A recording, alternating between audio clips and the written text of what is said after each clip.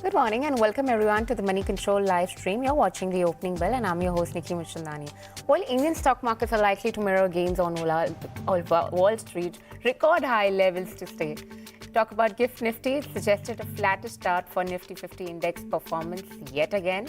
But will the bulls relent? Remains to be seen. Overall, if we talk about US stocks, they've ended higher for sixth consecutive session on Monday. The sentiment has been buoyed by gains in financial and technology shares. Talk about Asian market, that's been traded mixed. On Tuesday, as China's sluggish economic recovery has triggered growth forecast cuts. Also, there's a warning from US Treasury Secretary that it could cause ripple effects across the global economy out there. Let's talk about the highest delivery interest being seen in Bharti Airtel, Eicher Motors, Ultratech Cement, Container Corporation and Indian Hotels amongst others. Also FIIs, the spree continues but the amount goes minuscule to an extent to the bought shares to an extent to 73 odd crore, and DIIs too have been on the buying side this time around to an extent of 64.34 crores. So it's relatively a slender trade coming in from FIIs and DIIs.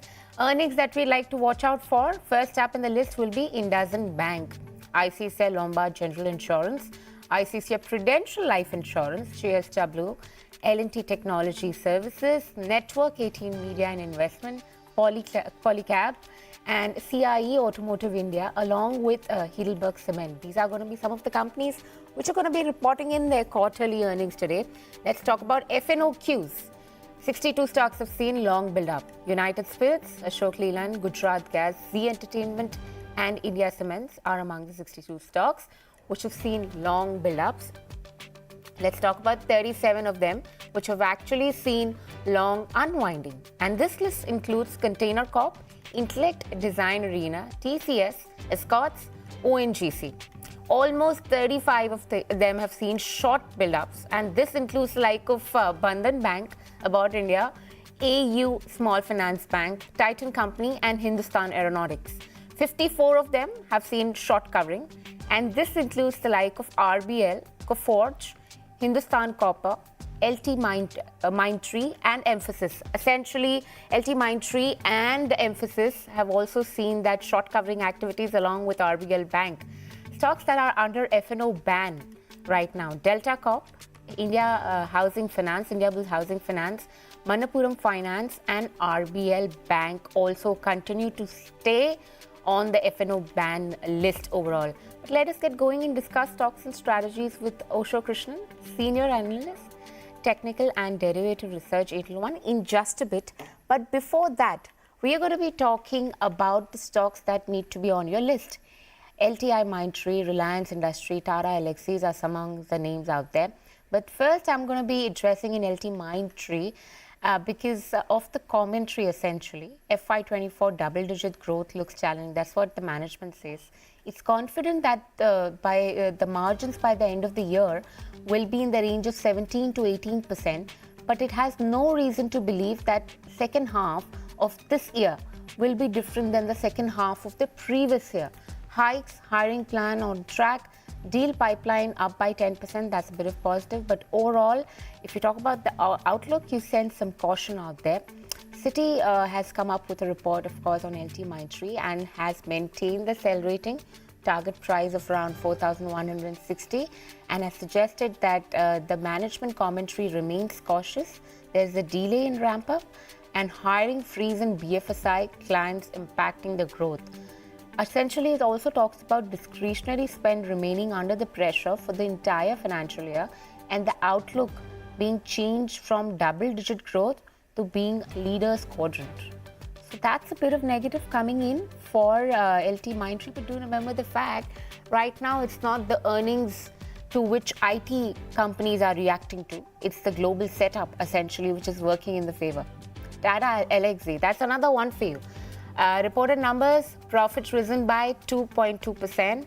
Operating margins contracted sharply. The revenue was up by 17.1%. EBIT increased by 4.1%.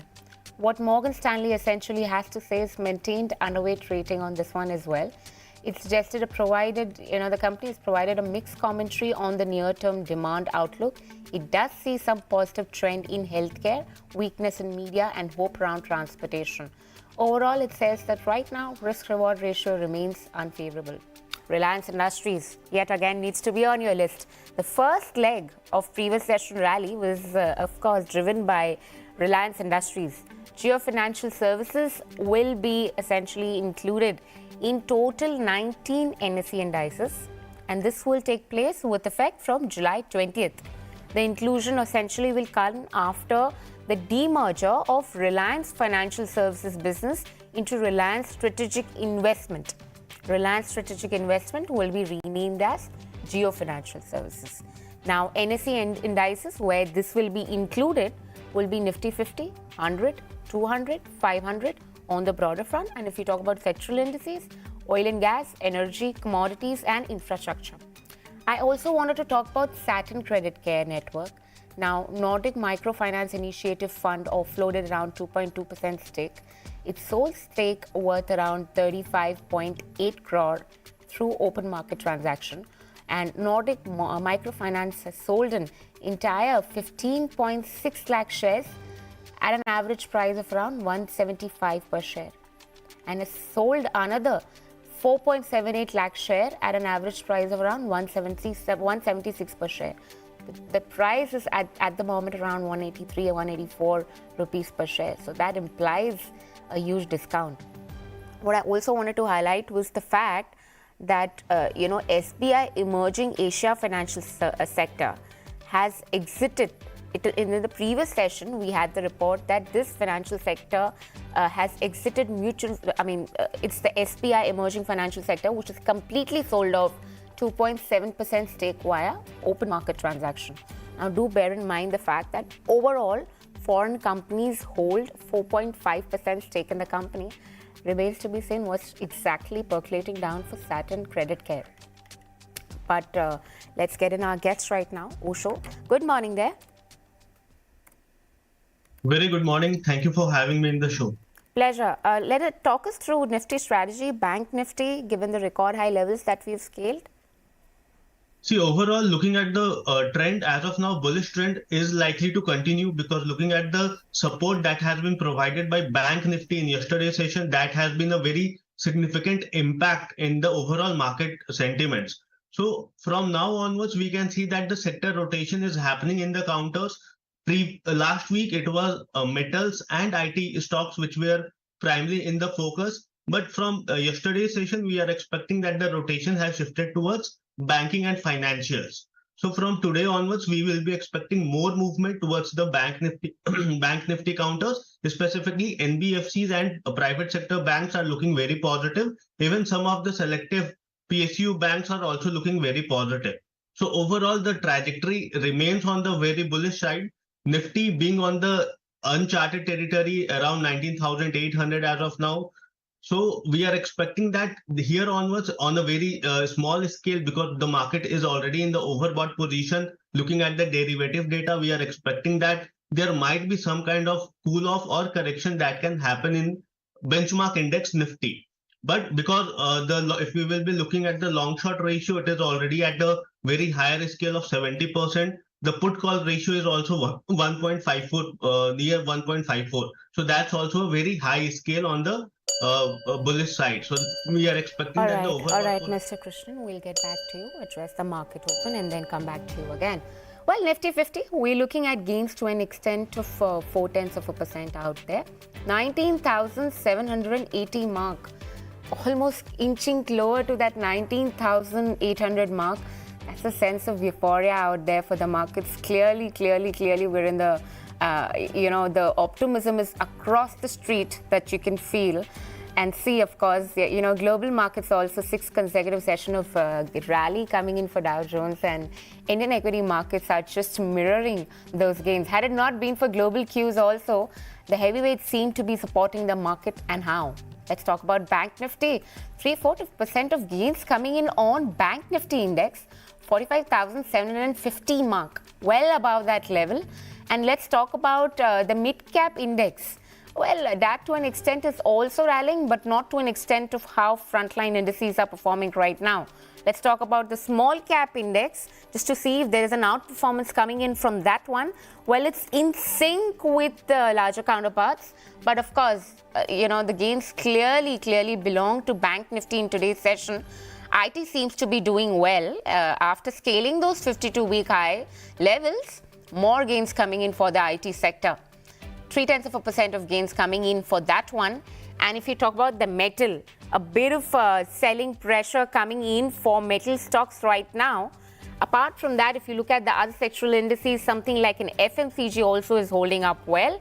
Gains to an extent of 0.2% out there. Pharma to an extent has surrendered to selling pressure along with metal.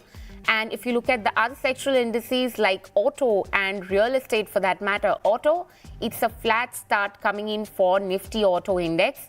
And if you talk about realty, it's gains. There are gains to an extent of around 0.1% odd thereabouts. Energy is also doing well. In terms of advance and declines, 28 advances as compared to 22 declines. The market rate right now seems to be even in terms of the ratio.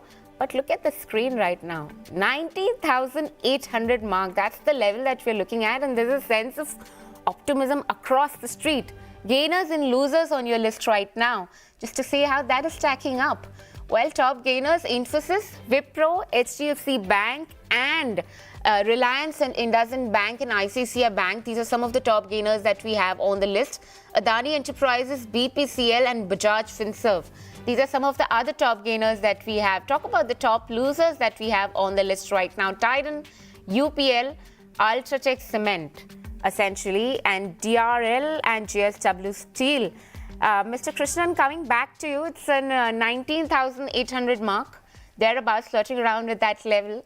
What strategy would you suggest to the market participants? A bit of overbought territory, like you were indicating, but bull seems to be, it looks like a relentless run out there. You think investors should be cautious now at these levels? See, as of now, yes, my advice will be not to be very much complacent with the uptrend that we are witnessing right now, because it is very aggressive market as of now. So overall, the sentiments which are already on the higher end, one should try to look for any kind of correction or dip in the market to accumulate the indices. But looking at the sector specific or stock specific, there will be ample amount of opportunities that one can expect from stock specific action. So one should definitely divert their minded in the trading zone in the stock specific front, because the benchmark has what I have already mentioned, that it is on the overbought territory. So from here onwards, one should not be very much aggressive in the indices, but no doubt the undertone is very bullish. So one should definitely try to focus on stock or sector specific movement in current period. All right, I would want to take your view on Infosys, which is today the top gainer on the list, and of course LTI Mindtree, which is the top loser on the Nifty 50 index. There's a divergence of trend there. LTI Mindtree with the cautious commentary, and Infosys there after the entire basket. Of course, IT index has been buoyant, and we've seen those gains coming in. What would you advise to the investors or the viewers out there? The overall, Infosys is still having the potential to surge towards the level of 1500, because we have seen the strong rally in the recent period, approximately from the levels of 1320. And in the last week, all the heavyweight IT companies, even the mid-cap IT companies, have seen a very significant upside movement. So from here onwards also, there is some potential left in Infosys. The upside target or upside resistance that one can see is 1500. 1480 followed by 1500. So that means there is still some potential in Infosys. But once again, I'll be repeating that IT sector has already taken its move last week. So now there will be some kind of sector rotation that can be seen in current market condition. So one should be ideally having a gradual approach, not very aggressive approach in IT sector as of now, because we have seen a very decent rally in the last week. So from here onwards, there is upside potential, but one should restrict their stop losses or restrict their aggressiveness in the market in the IT sector from here onwards.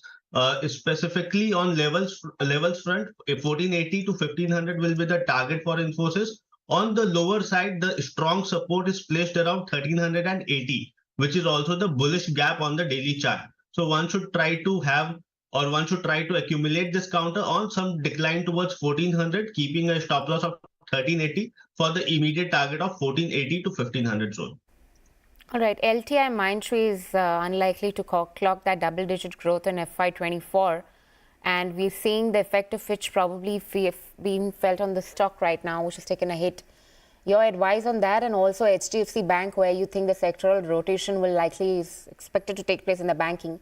Is HDFC Bank the obvious beneficiary to that? Yes, coming to the LTIM first, LTIM has seen a decent rally in the recent period, approximately from the levels of 4100 towards 5400 odd zone. But from there onwards, it has been on some kind of correction, or can be said as a profit booking at the higher levels. Now, coming after the earnings season, the counter has seen some kind of devalued in their stock prices. So that has been reacted. Today's price has been the reaction of the devalue on the overall target. Overall, the structure is still seems to be bullish. On the downside, 4800 should be the level where one should try to accumulate this counter. 4800 to 4780 is the zone where one should try to accumulate this counter, because it is having a very strong support around those zones. And even as of now, also the 200-day SMA is placed approximately around 4650. So that means till the time it is hovering above the 200-day SMA, the overall structure remains to on the bullish side. So one should try to accumulate this counter, but from here onwards, we will be seeing a very gradual up move. There won't be very drastic or aggressive upside target for this counter as of now. So 4800 should be the accumulation zone, 4650 should be the stop loss, and one should expect a target of 5350 to 5400 in short-term period. Now coming to HDFC Bank, Bank have seen a very good numbers in the last trading session, and after that we can definitely see that the repercussions on the stock prices. As of now, it is looking very positive, approximately trading in the range of 1700. So from here onwards, we can expect that 1750, which is the immediate swing high, being a very heavyweight counter in the Nifty basket. So one cannot be expecting a very drastic up move in this counter, but 1750 to 1755 is the immediate target that one can expect from HDFC Bank. All right, Mr. Krishan, one last question that I have in 30 seconds on that one. Bandhan Bank, because that's been the talk of the town, and of course we're seeing a lot of activity being built up there. How are you looking at the counter currently? See, overall, the counter is again in a very corrective phase. So we are not expecting a very strong recovery, or until it crosses above the zone of 230. Till that time, we are not very much bullish in the counter. Above 230, one can try to accumulate, because the counter is on the verge of making a base setup for itself. So one should try to accumulate it above 230. And after that, the target will be 255 to 260. But as of now, one should remain sidelines from the counter. All right, Mr. Krishan, we'll leave it at that. Thank you so much for taking out the time and speaking to us this morning. Thank you. Right, that was Osho Krishan, Senior Analyst, Technical and Derivative Research from Angel One, suggesting upside for Infosys, accumulate for Bandhan Bank after 230 levels, and of course, accumulate rating coming in, or maybe the advice coming in for LTI Mindtree, which has been beaten down in red right now, given the kind of commentary that it has reported. But let's bring in our other guest, fundamental side there, Rahul Malani, Deputy VP Fundamental Research, Sharekhan, BNP Paribas. Good morning there. Rahul? Yeah, hi, good morning. All right. I'm going to start off by asking you about the trend that's been witnessed right now in the IT sector, completely divergent.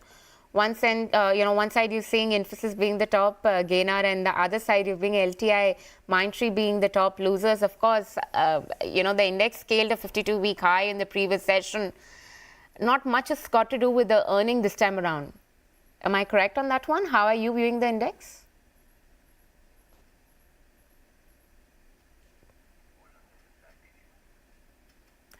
All right, we're just trying to fix, the audio issues with Rahul right now, and we're going to get him back and understand about what's cooking in the IT sector. Is it an entry point, or one should stay more, in the cautious zone? It's often said that, once a stock or an index, at least from a technical perspective, scales a 52-week high, it means that it is in bullish trajectory. Many people, many traders are of the opinion that, it's already rallied, but it's just a new territory for the markets. But let's patch on Rahul Malani again, and let's just see if the audio is through this time around. Good morning.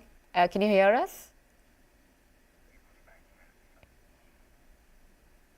All right, looks like we really caught him on the patchy line, and there seems to be a delay in the entire, but we need to talk about the entire. What does HDFC Bank earning mean for the banking sector? Does LTI Mindtree commentary spell more caution for the IT space? And of course, I'd also want to talk about Delta Corp and Nazara Technologies. Now, these are two gaming stocks which were beaten down blue, and completely after there was this 28% GST which was imposed by GST Council. Now the development suggests that the government said that it will go back to GST Council to review 28% levy on online real money gaming. That's the essentially the update that Rajiv Chandrasekhar, the IT minister out there, suggested that they are going to go back to the government out there and check just to see how HDFC Bank overall is doing and what kind of impact does it have overall on the banking sector. Rahul is here with us again, and let's just try our luck to see if we've ironed out those audio issues with him. Are we audible? Yes. All right. Yeah. Good. First of all, good morning. Good morning. Good morning. Let's talk about HDFC Bank earnings. What do you make out of it? A bit of a beat coming in on the benign credit cost, treasury gains, and stable NIMs. What does it mean for the sector overall? Let's talk about that. So overall, HDFC Bank reported steady numbers led by stable margins, lower credit cost, and higher other income. This translated into a calculated ROA of around 1.9% and translated into a healthy ROE of around 17%. So basically, it was on expected lines. But if we look at the merged entity, the bank is confident and is guiding for the same return ratios outlook for the merged entity also in the range of 1.9 to 2.1% ROA range for the merged entity as well as. But if the street would be in the wait and watch mode because the liability side transition is important here, because the gap between the deposits and the loan is quite high compared to the industry also, which will ultimately take focus on the incremental deposit accretions as well as the incremental high teen growth aspirations would also force the pressure on the retail deposits accretions. So overall, cost of funds will be an important factor to determine the NIMS guidance which they have given in the range of 3.7 to 3.9. Additionally, apart from that, accelerated expansion in terms of branches and employee for the in FY24 would likely put pressure on the cost to income ratio. However, they are suggesting that the lower cost ratios and the lower credit cost which is inherent in the housing portfolio, which is likely to support the guidance of ROE which they are giving. So overall, the street would be in the wait and watch mode for the next quarterly merged on the earning of the merged entity basis. Sure. I also wanted to understand your perspective on the IT space right now. It's at 52-week high. LTI Mindtree is obviously beaten down in blue right now and is one of the top losers that we have on the list. And Infosys, on the other hand, is doing well. A bit of cautious commentary coming in from LTI Mindtree. How are you looking at the entire space right now when it comes to the IT space? So, ma'am, I will not be able to comment on the IT sector because there is compliance restrictions. Sure. Let's talk about the banking space and the NBFC mutual fund MFI industry overall. How are you viewing at that? Something like there was an initiation report which came in on Spandana, Credec and companies, 3 of them microfinance institution. Do you see more of traction coming in on the MFI right now? And also Poonawalla Finance, for that matter, has been doing well. Your assessment overall on the industry and the picks that you like within that space? So basically, on the MFI space, it looks interesting after the downturn cycle. It happened in the last 2 years, and the growth has been handsomely picking up. If we consider the top three players like Great Access, Grameen, Spandana, and the Fusion Microfinance, they hold around 40% in market share. So overall, we see a smooth in on the loan growth side. We see that there is a strong tailwinds and credit asset quality also is being strong, and benign credit cycle would also help into overall outlook on the earnings front. So basically, MFI space is a good entry point. However, in terms of if we look at the valuations of the top tier credit access Grameen, it does not provide a margin of safety. But in case of Fusion Microfinance, which is a similar one, are growing at the similar levels at which the credit access Grameen is growing, and similar return ratios. So valuation, there is a margin of safety in Fusion Microfinance. Sure, we get that perspective, Rahul. Thank you so much for taking out the time and speaking to us this morning. Indeed, a pleasure having you with us. Thank you. All right, so that's the word coming in on the HDFC Bank and the microfinance institution. Overall, there's a lot of traction overall which has been witnessed, but that's the market for you, and these are the companies that we like to chat about. Well, with this, it's a wrap, and goodbye from the entire team who puts this piece together. Thank you so much for watching, and please do post your feedback for us in the comment section below. Follow us on the link at the bottom of the screen, and for rest of the updates, stay tuned into moneycontrol.com and Moneycontrol app.